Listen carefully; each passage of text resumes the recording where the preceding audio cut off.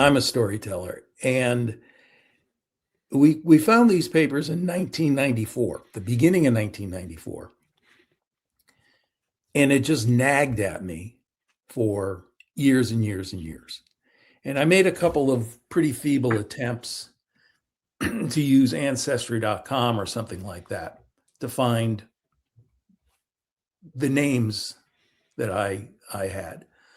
But it was around 10 years ago that I said, okay, I got to get serious about this. I'm getting up there in age.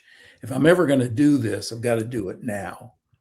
And at first it was just I wanted to answer the questions for myself. And then it became, well, okay, I should answer enough of the questions that I can tell the rest of the family the answer to these questions. And then it became, ooh, I think I can find this other family, the family that gave my mother away. Well, the descendants of the people who gave my mother away.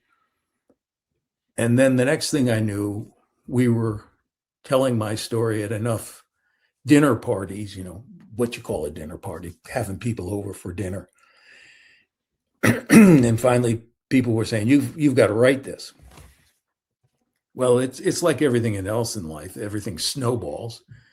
And the next thing I know, instead of just writing it down and making 100 copies and handing them out to folks, I'm writing a book that we're going to try to get published. And I said, well, I'm a newspaper guy. I don't have any connections in the publishing industry. Well, it turned out I did. I had a friend who got a book published. She mentioned it to her publisher and they said, yeah, we'd love to see it.